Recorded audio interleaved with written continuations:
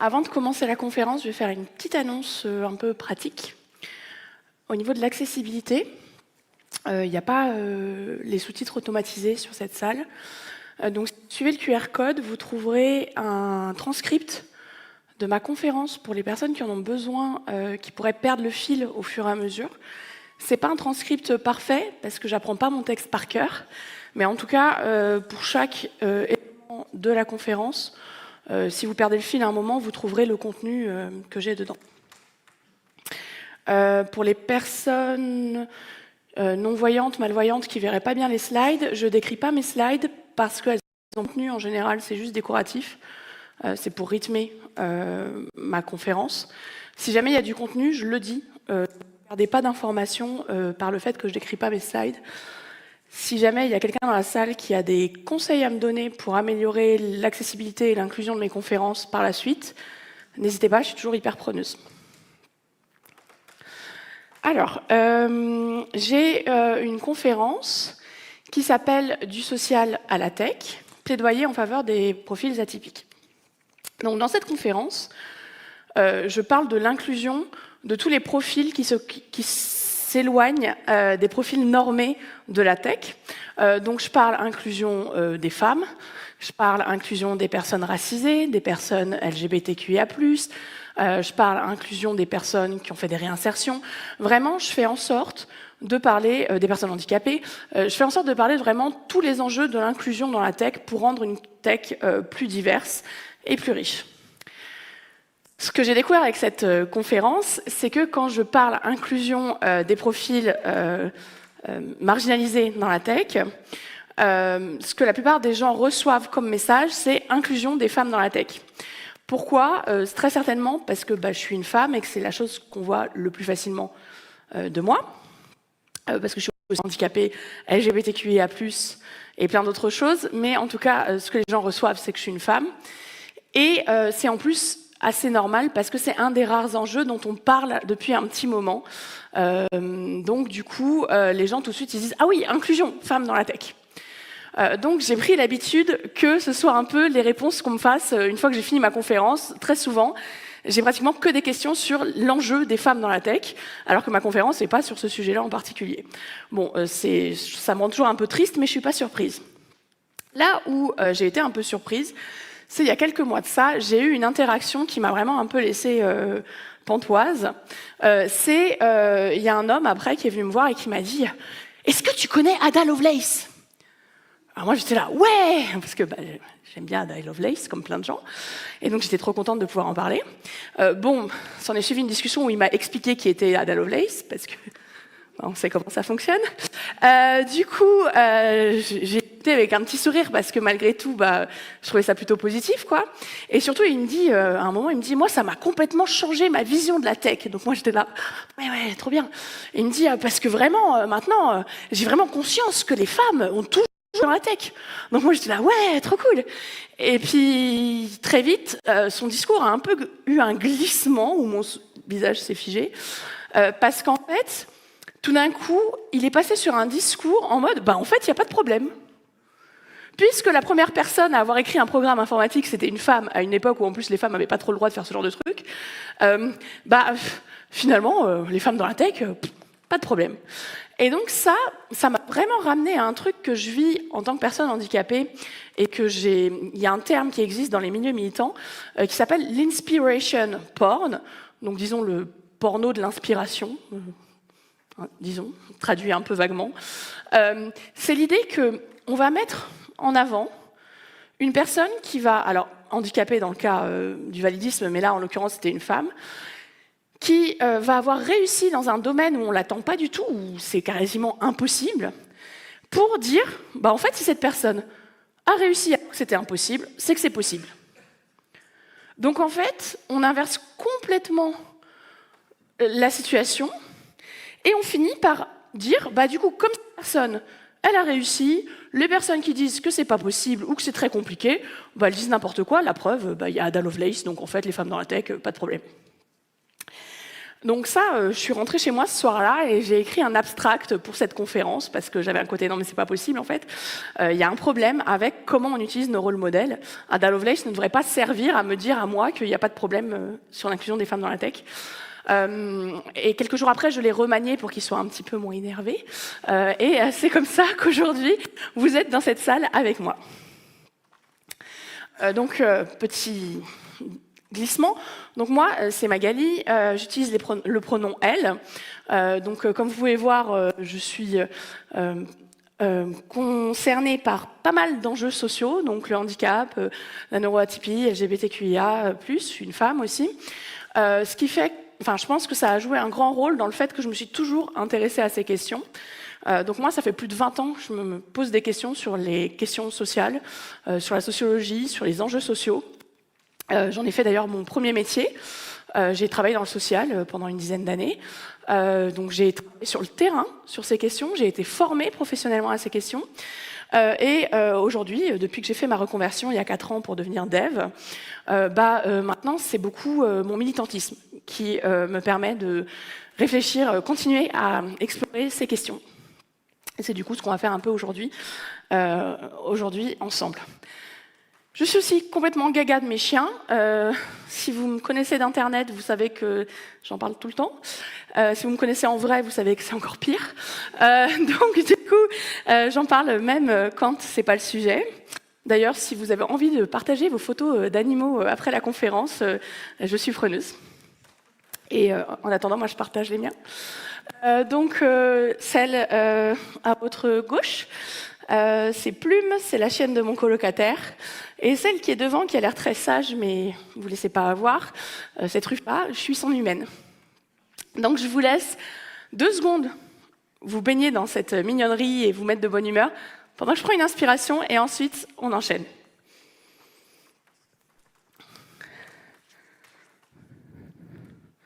Alors, j'ai parlé d'Ada Lovelace, donc autant faire un point tout de suite et discuter un peu d'Ada Lovelace. Je pense que si je faisais une question à main levée, vous seriez énormément à dire oui, on connaît. Donc petit rappel rapide. Ada Lovelace, elle a vécu dans les années 1800, de 1815 à 1852. Donc elle a eu une vie très courte, elle a vécu 36 ans, ce qui est mon âge aujourd'hui. C'était la fille de Lord Byron. Souvent on en parle beaucoup en mode « Waouh, un grand poète a créé une grande inventrice ». Alors en fait, Lord Byron, elle ne l'a jamais connu, parce que sa mère a viré Lord Byron après qu'il ait essayé de la violer 2-3 fois. Donc c'était quelqu'un de très sympathique et visiblement, sa mère n'a pas trop voulu qu'il ait des liens avec sa fille par la suite. C'est sa mère qui lui a appris les maths. Sa mère, elle s'appelait Annabella et c'était une femme, c'était pas du tout une inventrice, juste c'était une femme qui aimait les maths et qui du coup lui a appris les maths quand elle était enfant. Et Ada Lovelace donc, a un peu dépassé toutes les attentes qu'on pouvait avoir sur quelqu'un qui apprend les maths dans l'enfance. C'est devenu un peu un génie. Elle s'est mise à faire des recherches et tout, à être contactée par d'autres scientifiques pour travailler sur des trucs.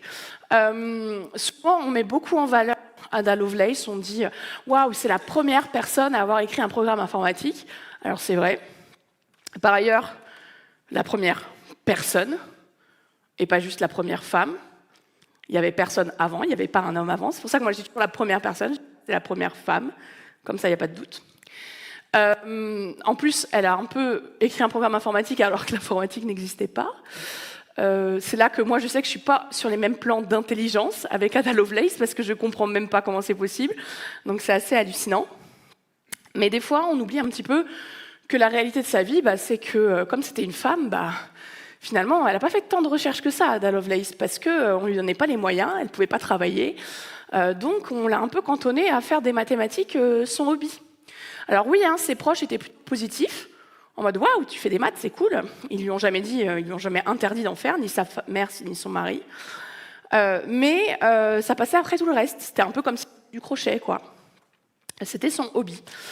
Si ça avait été un homme, on aurait certainement plusieurs volumes de recherche d'Ada Lovelace. En l'occurrence, c'est pas le cas, quoi. Alors, la première critique que j'ai donc sur les rôles modèles, si vous avez suivi mon anecdote du début, c'est que c'est utilisé pour faire ce qu'on appelle du woman washing. comme on fait du greenwashing ou ce genre de choses. C'est-à-dire que on utilise les rôles modèles historiques pour cacher les enjeux modernes. Et donc, on se retrouve avec une utilisation des modèles historiques pour donner l'impression qu'on s'intéresse à ces enjeux. Par exemple, une entreprise va faire une vidéo sociaux sur Ada Lovelace, imaginons, mais à côté de ça, vous regardez le site, il n'y a pas de femmes dans leurs équipes de développement, par exemple, parce qu'en fait, elles font la vidéo et du coup, elles ont un côté, bon, bah c'est bon, nous, on s'est investi dans les questions de l'inclusion des femmes à la tech. De la même façon, on va nous dire, nous sommes les héritiers d'Ada Lovelace. Et c'est pas pour rien que c'est au masculin. En fait, pareil, dans la boîte, il ne va pas y avoir du tout de femmes. Donc, en fait, c'est vraiment une façon de juste se donner une bonne image. Et puis, en fait, on ne fait pas grand-chose d'autre. C'est pas de la faute de ces rôles modèles, hein. C'est juste que c'est l'utilisation qu'on en fait. Donc ça, pour moi, c'est très problématique parce que le but d'un rôle modèle, c'est d'inspirer et de changer les choses quand même. Il y a aussi le fait qu'il y a une très mauvaise compréhension de l'histoire, je trouve, ces derniers temps, sur la question des femmes dans la tech. Moi, dernièrement, je vois passer plein de gens qui s'intéressent à l'histoire de notre industrie, c'est super, et qui disent « les femmes, au début de l'industrie, dominaient l'industrie de la tech ». Et moi, je suis là, je fais « non, les femmes n'ont jamais dominé de... » J'ai mon micro qui coupe, j'ai l'impression. Ouais, bon, désolé. Peut-être que je vais me mettre au pupitre, si c'est trop dérangeant. Les femmes n'ont jamais... Excusez-moi, je change juste de micro.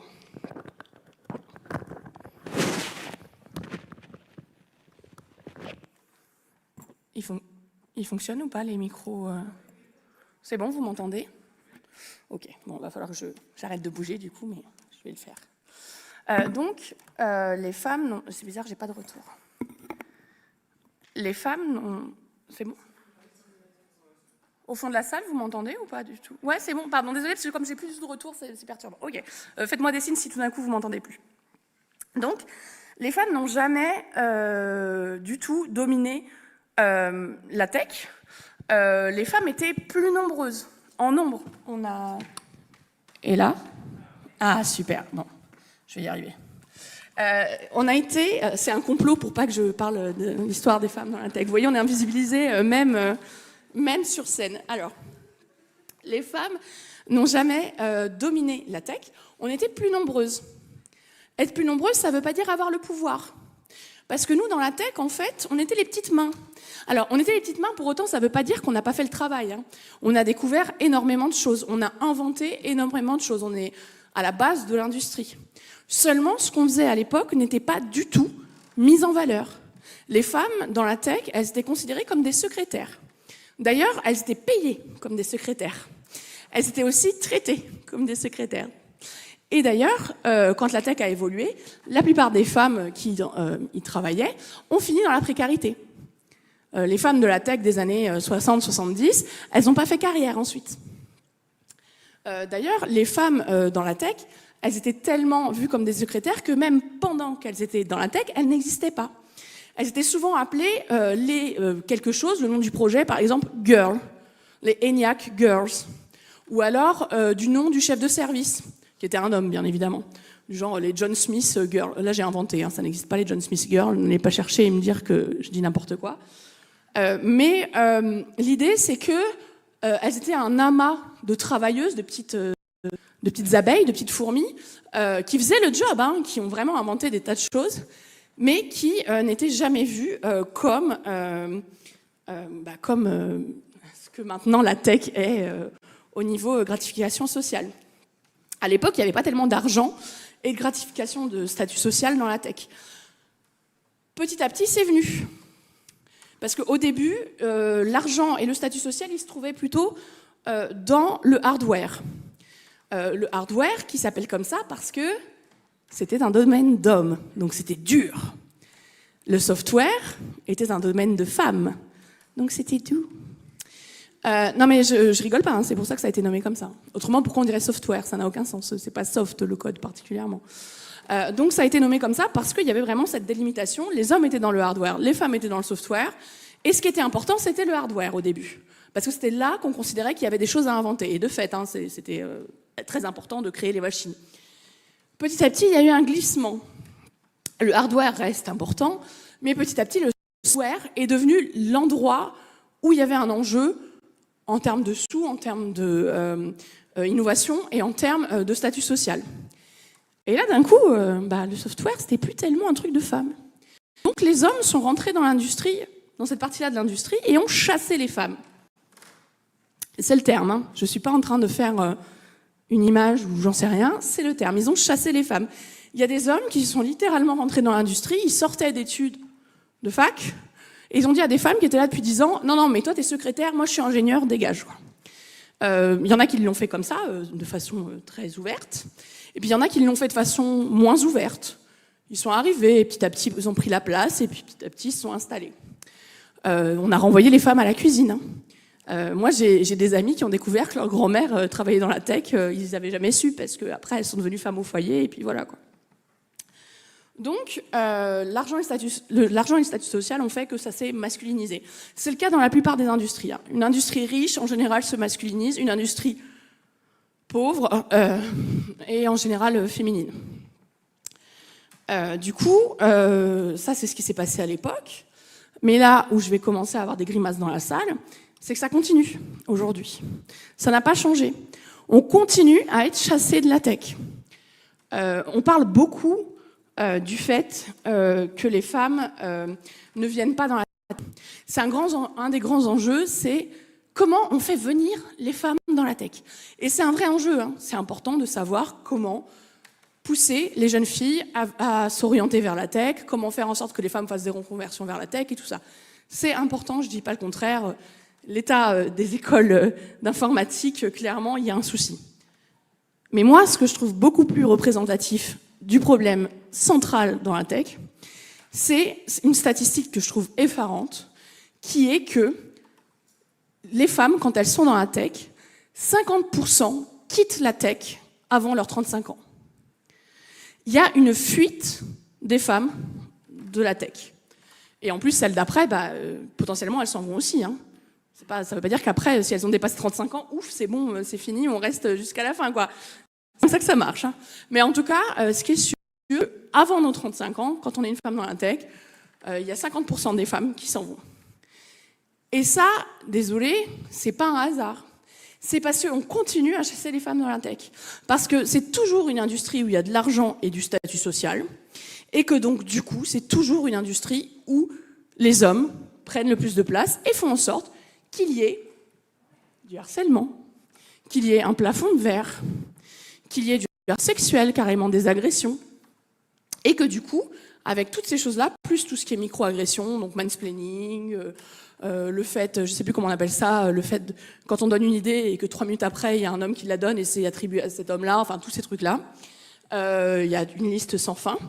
Tous ces trucs-là qui sont souvent des choses inconscientes. Hein. Je ne dis pas que les hommes, je ne dis pas que, messieurs qui êtes dans la salle, vous avez des groupes cachés pour organiser votre lutte contre les femmes. Ou peut-être, hein, mais dans ce cas-là, invitez-moi, j'ai envie de voir comment ça se passe. On pourrait peut-être faire ça en mixité de temps en temps. Mais c'est la culture qui s'est construite comme ça, en fait. Dans notre industrie, la culture s'est construite comme ça. Et ça continue. Et ça continue parfois de façon inconsciente. Ça continue aussi par nos pratiques, la façon dont la tech fonctionne. Bref, c'est un milieu qui pousse les femmes vers la sortie.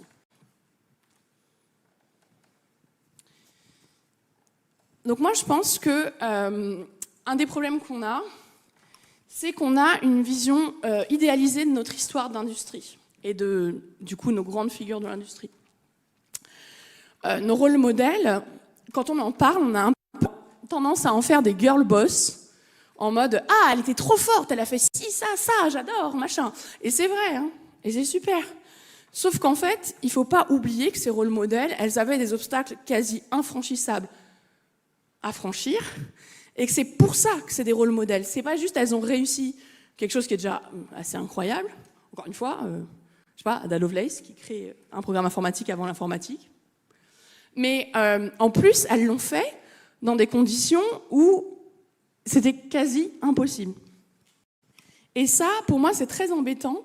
Quand on parle des rôles modèles avec lunettes un peu rosy, c'est que on enlève toute une partie de leur valeur. On ne reconnaît pas leur force parce qu'on ne reconnaît pas la réalité de leur parcours. Et du coup, on ne parle pas des enjeux. Si on ne reconnaît pas les obstacles, quand on parle des rôles modèles, on oublie quels sont les obstacles pour les femmes aujourd'hui encore. Donc c'est contre-productif en fait. On nie les forces des rôles modèles et en plus, on nie les enjeux. Hier, c'était l'anniversaire d'une femme de la tech. C'était l'anniversaire d'Hedi Lamar.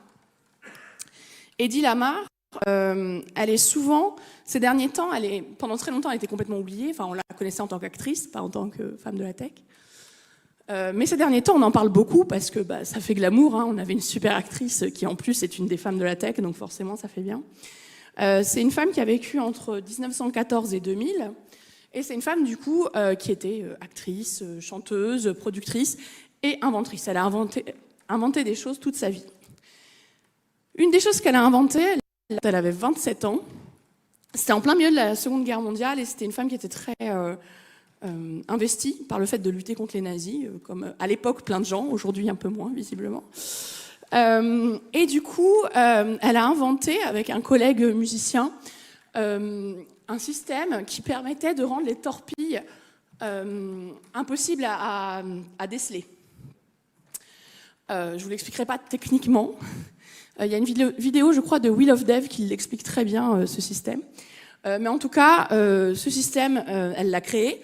Et l'armée américaine, c'était tellement avancé que l'armée américaine n'a pas vraiment compris l'intérêt de ce système et ne l'a pas utilisé pendant la Seconde Guerre mondiale. Ils l'ont utilisé que dans les années 50, pendant la guerre froide, quand tout d'un coup, il y a eu quelques scientifiques qui ont fait « Ah, mais ça a l'air pas mal, ça », et qui l'ont mis en place. Le truc, c'est que ce système, l'armée a mis du temps à comprendre à quoi ça servait. Par contre, la tech, à un moment, s'est dit « Ouh, c'est chouette, ça !» Et du coup, c'est ce qui nous a permis d'avoir le GPS, le Bluetooth, le Wi-Fi. Ça fait comme ça qu'on a toutes ces choses-là. Et dans les années 70, Hedi Lamar, elle s'est dit « Bon, c'est cool, hein, mais en fait, je suis en train d'enrichir toute une industrie. » Sauf qu'Hedi Lamar, comme elle avait fait ça pour l'effort de guerre, elle avait mis un brevet libre de droit. Donc elle s'était fait 0 sous parce qu'elle était en mode on va détruire les nazis, donc je ne veux pas devenir riche en fait, c'est bon. Sauf qu'entre-temps, c'était plus les nazis qu'on détruisait, c'était une industrie qu'on engraissait, donc elle s'est dit j'aimerais bien un peu toucher de mes droits. Donc elle a fait des démarches pour avoir droit un peu aux droits qu'elle aurait dû avoir. Ça n'a jamais rien donné. Et l'estimation de ces droits, si elle avait mis un brevet qui lui permettait de toucher des droits quand on l'utilisait, l'estimation s'estime à 30 milliards. Elle n'a rien touché. Et en plus, elle était complètement oubliée. Il faut attendre les années 2000 pour que les historiennes féministes commencent à en reparler, fassent des recherches et se rendent compte que Hedi Lamar, c'était pas juste une magnifique femme talentueuse, elle était en plus inventrice. Et du coup, c'est un peu dommage parce que tous ces titres et toutes ces récompenses sont posthumes. Donc ça lui fait une belle jambe. Moi, en fait, comme je vous ai dit, j'ai fait une reconversion il y a 4 ans. Donc j'étais pas adolescente, hein, clairement. Mais en fait, moi, je voulais être, dès l'adolescence, je voulais travailler dans le dev parce que je faisais partie de ces adolescents, c'était le début des années 2000, le tout début des années 2000, et je faisais partie de ces adolescents qui étaient beaucoup sur les communautés web.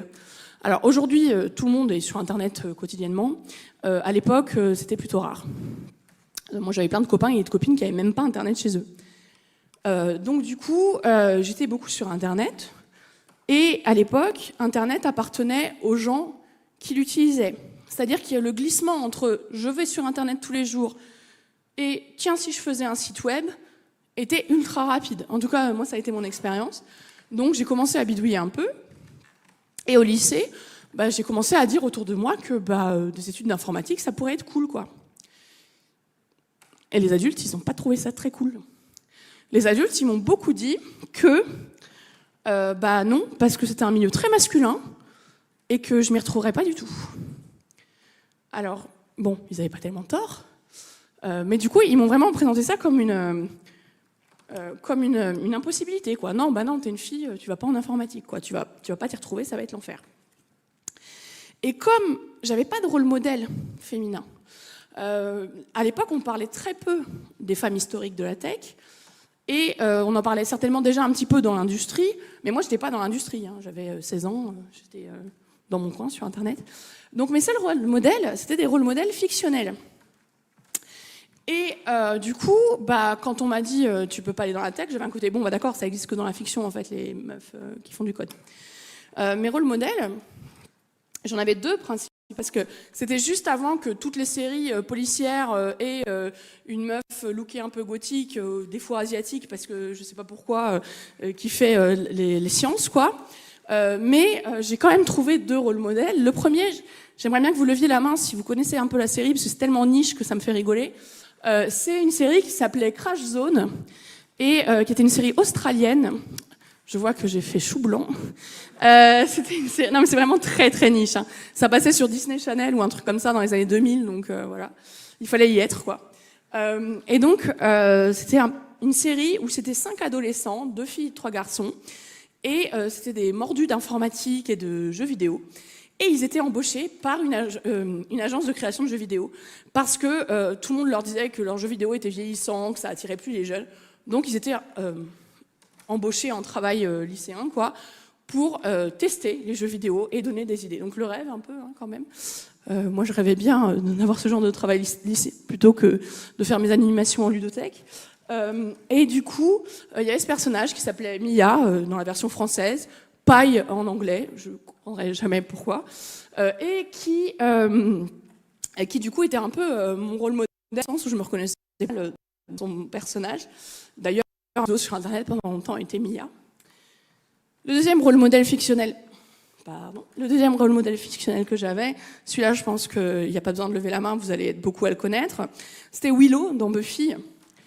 Willow dans Buffy, avant de devenir la grande sorcière qu'on connaît, enfin que ceux qui ont vu Buffy connaissent, parce que j'imagine que tout le monde n'a pas vu Buffy, c'était le modèle première de classe, fondue d'informatique, très timide, un peu harcelée sur les bords, mais qui, quand elle faisait de l'informatique, était vraiment hyper forte et très sûre d'elle.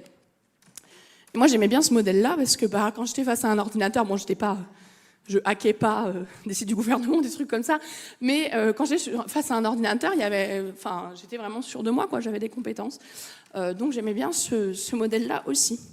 Du coup, bon, malgré tout, le problème des rôles modèles fictionnels, c'est que comme les rôles modèles historiques, on n'a que les exceptionnels.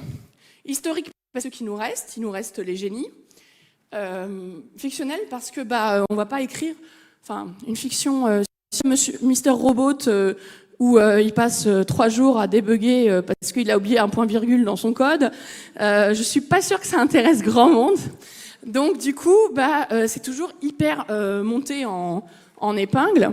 Et du coup, moi, quand on m'a dit non, c'est pas possible, j'avais un coup de c'est vrai, je suis pas comme Willow, quoi. Je suis pas capable de hacker un site ou ce genre de truc. Je fais juste du code dans mon coin, quoi. Et donc du coup, ça m'a semblé être un bon conseil. Et ça, c'est mon deuxième point contre les rôles modèles qu'on utilise, qu'ils soient fictionnels ou historiques, c'est que on n'utilise que des rôles modèles exceptionnels. Moi, quand je vois Marie Curie, je me dis pas ah cool, je vais faire pareil, je vais m'intéresser à la science et avoir 2 prix Nobel. Quand je lis Frankenstein de Mary Shelley, je me dis pas ouais, moi aussi à 18 ans, si je m'ennuie un jour de pluie, je vais inventer un genre littéraire. Peut-être que vous c'est le cas, et dans ce cas-là, super, vous allez certainement aller plus loin que moi dans la vie. Mais moi, en tout cas, ça m'amène une espèce d'angoisse, en fait. Parce que j'ai l'impression que si je ne suis pas à ce niveau-là, j'ai pas ma place, en fait. Et ça, c'est un truc qui a vraiment fait tilt chez moi. Quelques semaines après mon interaction là, sur Ada Lovelace, dont je vous ai dit au début, je lis un livre, un peu par hasard, enfin, pas par hasard, parce que c'est le genre de livre que je lis, mais par hasard, parce que ça va avec mon thème. D'Isabelle Collet, qui est une sociologue française, qui travaille sur les enjeux de femmes dans le numérique, entre autres. Et dans son livre « Les oubliés du numérique », je découvre qu'elle a carrément tout un chapitre sur les rôles modèles. Donc moi qui étais en plein dans ma réflexion sur qu'est-ce que je vais mettre dans une conférence, maintenant que j'ai demandé partout d'accepter ma conférence, je lis son chapitre. Alors au début j'étais en mode « Ah ouais, trop bien, swing tout. » À un moment j'ai un peu déprimé parce que j'étais en mode « Bah oui, mais du coup je vais juste lire le chapitre à la conférence, il y a déjà tout dit. » Puis après je me suis dit « Non, c'est bon, on va trouver d'autres choses à dire en plus. » Et en fait, j'ai fini par vraiment garder en tête cet extrait que je vais vous lire, qui est à la toute fin du chapitre, qui pour moi a vraiment légitimisé, quelque chose comme ça, approximativement, comment je me sens face à ces rôles modèles extraordinaires. Donc la citation c'est « Enfin, des études ont montré que l'impact positif des rôles modèles peut être contrecarré par l'image de personnes au succès trop ostensible, qui font que la science semble encore plus inaccessible à celles qui doutent de leurs capacités. » Donc là, moi, ma tête, elle a explosé. J'étais en mode, bah oui, c'est exactement ça. C'est-à-dire que, vraiment, si vous me parlez d'Ada Lovelace, moi, j'ai un côté, bah, non, en fait, je suis pas Ada Lovelace, quoi. Et ça, pour moi, c'est ce qu'on a, enfin, ça s'approche de ce qu'on appelle la tokenisation. C'est-à-dire que, à force de montrer que les femmes extraordinaires, ce qu'on finit par avoir comme pensée, c'est pour avoir sa place dans la tech, il faut être extraordinaire. Et donc, du coup, on utilise ces femmes extraordinaires comme bouclier pour l'entrée des autres femmes. Si tu n'es pas aussi extraordinaire que Grace Hopper, tu ne rentreras pas dans la tech. Et ça fait que les femmes dans la tech, c'est plus que des exceptions, comme des exceptions qui confirment une règle. La règle, c'est les hommes ont leur place dans la tech, les femmes extraordinaires, peut-être, réussiront à se faire une place. Et pour moi, il faut vraiment normaliser tout ça. Il faut vraiment faire en sorte que les femmes dans la tech aient aussi le droit d'être normales, d'être médiocres, et pas juste besoin d'être toujours parfaites quand elles sont dans le technique, quoi. Donc, d'où le thème de ce sujet qui est « Burn your idol ». Pour moi, il faut tout reprendre à zéro sur comment on aborde les rôles modèles féminins dans la tech si on veut vraiment amener une amélioration de l'inclusion des femmes dans la tech. « Burn your idols », c'est un slogan qui existe dans le milieu militant, beaucoup, qui est sur l'idée que quand on a une idole et on découvre qu'elle n'est pas éthique, par exemple, eh ben, il faut tout de suite dire c'est cette idole, et qui en fait en plus développé finit par dire qu'en fait il ne faut pas avoir d'idole.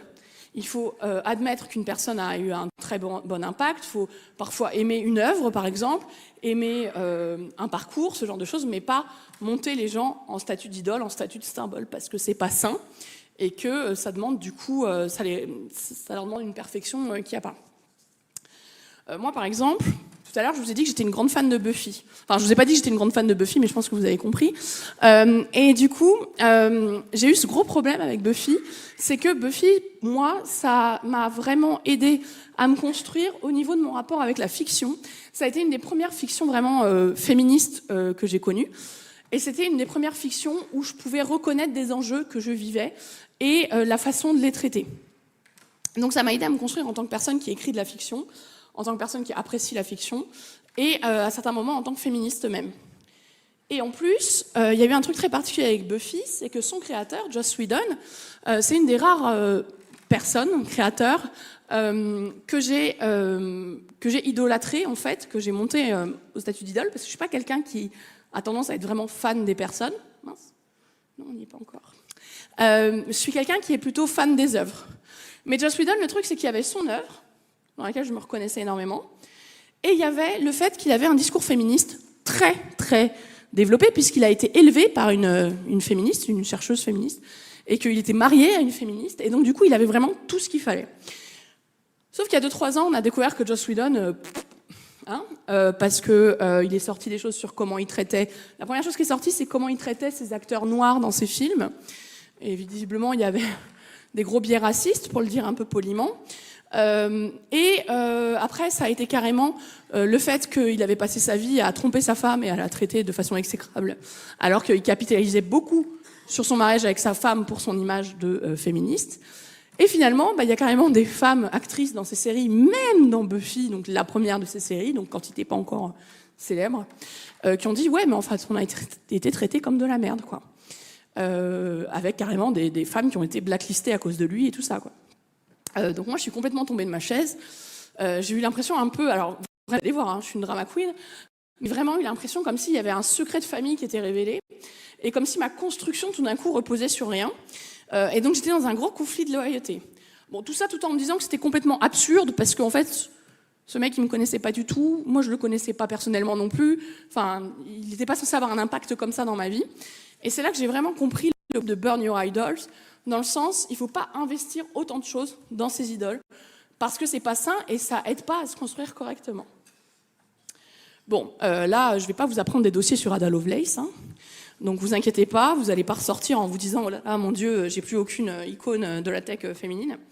Par contre, ici, j'aurais dû appeler ma conférence, en fait, « Burn Your Role Model Model ». C'est pas vraiment nos rôles modèles que je veux brûler, c'est la façon dont on les utilise et le modèle qu'on utilise pour nos rôles modèles. C'est-à-dire que, pour moi, on met trop de points sur l'histoire, parce que l'histoire c'est important, bien sûr, sauf que le problème, c'est que on n'a que les femmes extraordinaires qui nous viennent de l'histoire. On parle jamais des petites femmes de l'histoire. Donc ça, déjà, c'est problématique, parce qu'encore une fois, moi, je me reconnais pas dans Ada Lovelace, hein, je la trouve géniale, mais je suis pas à son niveau. Et aussi, pour moi, c'est difficile de m'identifier à des femmes qui sont mortes des décennies avant que je naisse. Je peux m'identifier de façon un peu vague, mais je peux pas me dire « Ah ouais, super, si elle a réussi, c'est que je vais réussir », parce que on n'a pas du tout les mêmes expériences de vie. Donc l'histoire, c'est bien, mais il faudrait aussi creuser la question de quels sont nos rôles modèles encore vivants aujourd'hui et comment faire des rôles modèles beaucoup plus normaux pour pas avoir ce problème de l'exception. Une femme de la tech qu'on connaît moins mais qui est intéressante, elle s'appelle Joan Ball. Elle est née en 1934, elle est toujours vivante si je ne me trompe pas.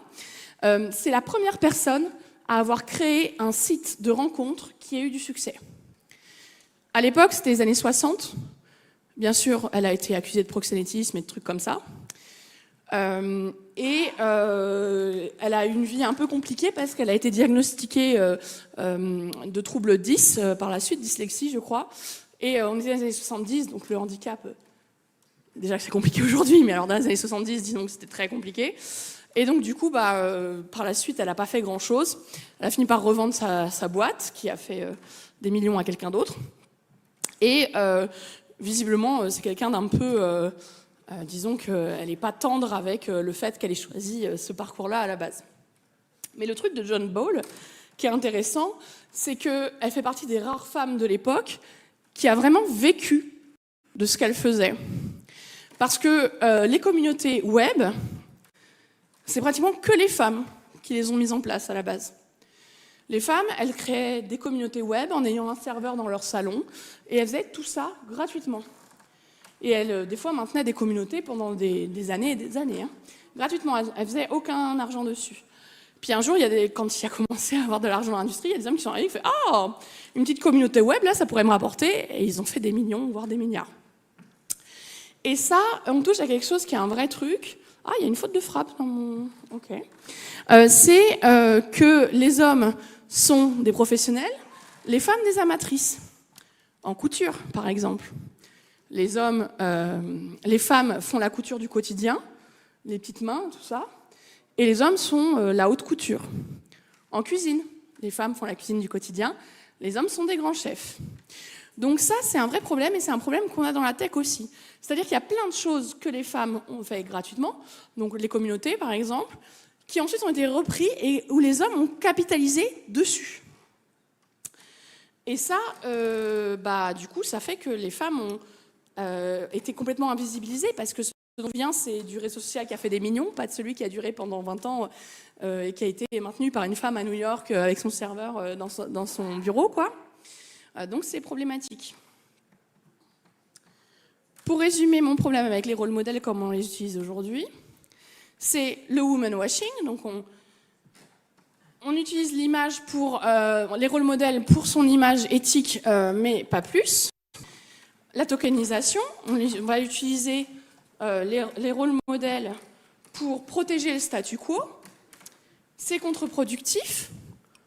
Ils sont tellement exceptionnels qu'on ne se reconnaît pas dedans, donc ça finit par nous bloquer en se disant non, du coup, je ne peux pas être Ada Lovelace, donc je ne viens pas. Et ils sont idéalisés. On réécrit complètement l'histoire pour donner l'impression que ces rôles modèles, s'ils étaient comme ça, c'est parce qu'ils étaient parfaits et que leur contexte était parfait, et pas parce qu'il y a eu un enchaînement et de chance et de talent qui a fait qu'ils ont pu s'en sortir, contrairement à plein d'autres.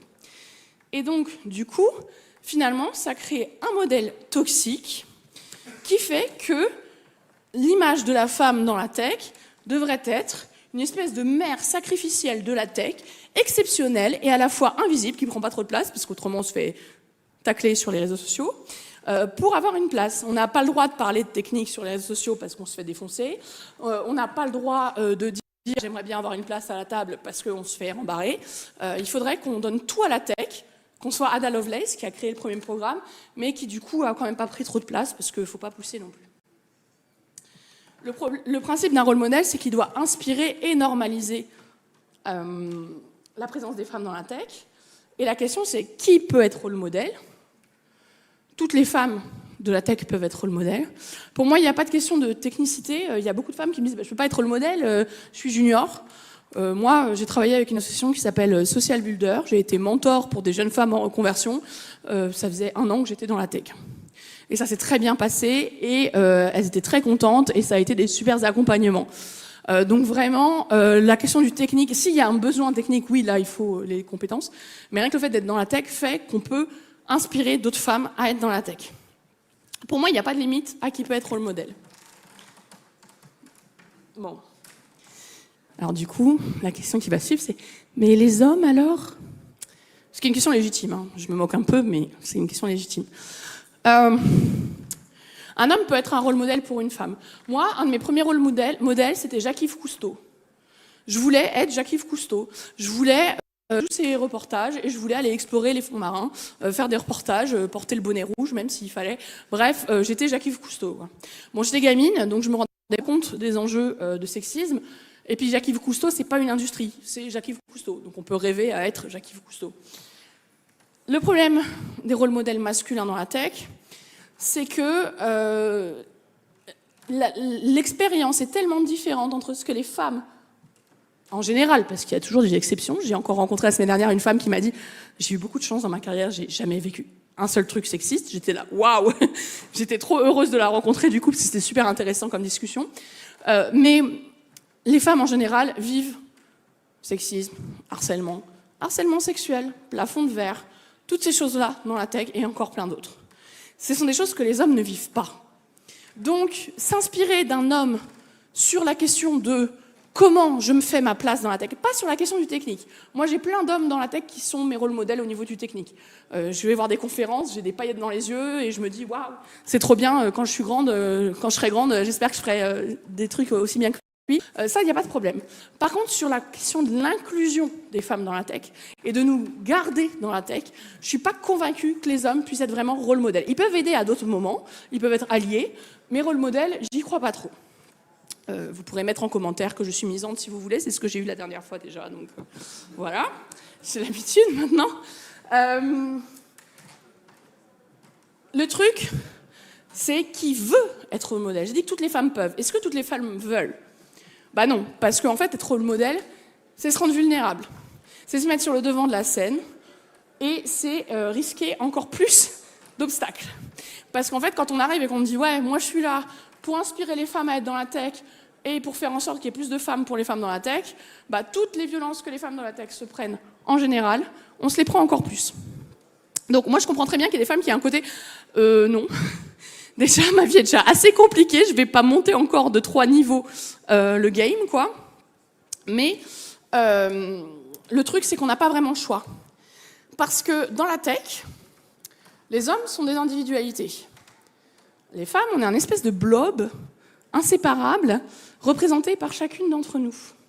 C'est-à-dire qu'à une autre conférence du social à la tech, dans les discussions ensuite, il y a un homme, il n'arrêtait pas de nous parler de quand il était en formation, genre 20 ans plus tôt, des 3 femmes de sa formation et de comment elles étaient en échec scolaire parce qu'elles faisaient faire leurs devoirs par les autres hommes.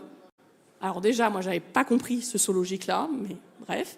Et que du coup, il fallait vraiment pas forcer les femmes à venir dans la tech.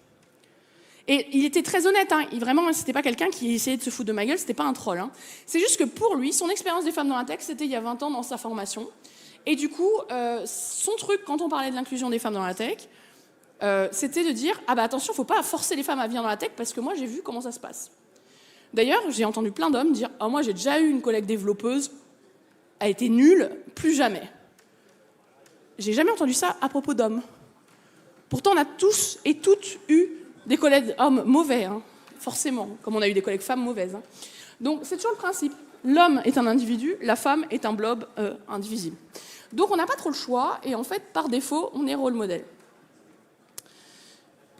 Dernière femme de la tech que je vous présente, c'est une femme qui s'appelle Chiko Asakawa, née en 1958, elle est toujours vivante.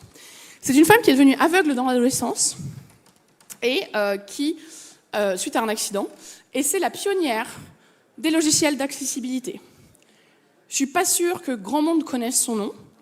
Pourtant, c'est elle qui a inventé le speech-to-text d'IBM, qui a été le speech-to-text le plus utilisé pendant des années et des années. Je ne sais pas si c'est toujours celui-là, mais en tout cas pendant très longtemps. Elle a créé des librairies de braille, ce genre de choses, plein de choses incroyables qui ont permis à plein de gens d'utiliser Internet. Et il a fallu attendre 2010 pour qu'elle commence à avoir une certaine reconnaissance, et encore dans les milieux très fermés. Encore une fois, elle n'est pas vue comme Elon Musk et compagnie, alors qu'elle a certainement fait bien plus pour Internet qu'Elon Musk. Vous pourrez aussi dire que j'ai bâché Elon Musk si vous voulez en commentaire, si ça vous dérange. Comment on fait des bons rôles modèles? On met de la diversité. Le but, c'est de toujours garder en tête qu'on n'est pas femmes dans la tech, on est les femmes dans la tech. Comme les hommes, on est toutes très différentes les unes des autres. On n'a pas les mêmes besoins, on ne se reconnaît pas sur les mêmes choses, on n'a pas les mêmes enjeux. En plus, quand on rajoute des enjeux de handicap, des enjeux de personnes racisées, des enjeux de neuroatypie, forcément, ça rajoute encore plein d'autres choses. Donc, on ne se reconnaît pas forcément toutes les unes dans les autres. Et on a besoin de rôle modèle. Moi, je n'ai pas un rôle modèle, j'ai 40 rôles modèles, 50 rôles modèles. C'est important de diversifier le plus possible. C'est important d'avoir le plus de profils différents pour montrer aussi qu'il y a plein de voies possibles et que c'est pas parce qu'on rentre pas dans un certain moule, qui est le moule de la femme dans la tech, que ça veut dire qu'on n'a pas notre place. J'ai fini très vite, je vous promets, il me reste 2 minutes. Le principe d'être un rôle modèle, pour moi, c'est un principe éthique. Et donc, ça demande certaines promesses. Une promesse de transparence, d'honnêteté. On n'est pas rôle modèle pour dire « Viens dans la tech, ça va être génial, tu vas t'éclater, tu vas gagner des millions. » Et tu vas voir, les collègues, ils sont tous super sympas. Non, parce qu'en fait, c'est pas l'expérience que les femmes ont. Donc, on va pas diaboliser la tech, mais on va quand même dire la réalité. Moi, quand les femmes me contactent pour discuter de leur reconversion, je dis la vérité. Je dis aussi qu'il y a beaucoup d'entraide et que ça peut vraiment aider et qu'il y a des trucs merveilleux dans la tech. Mais je cache pas la réalité pour pas qu'il y ait un gap horrible une fois qu'on arrive en entreprise. Il faut de l'empathie. Alors, vous pouvez utiliser le terme bienveillance si vous voulez. Moi, je raffole pas de ce terme qui, pour moi, est complètement bouffé par le marketing, le développement personnel et le management. Mais l'idée, c'est qu'on ne peut pas être rôle modèle si on n'a pas de l'empathie envers des personnes qu'on veut inspirer et si on n'a pas de l'empathie envers l'industrie. Moi, la tech, je l'aime, c'est pour ça que je ne la quitte pas, et je veux qu'elle soit meilleure.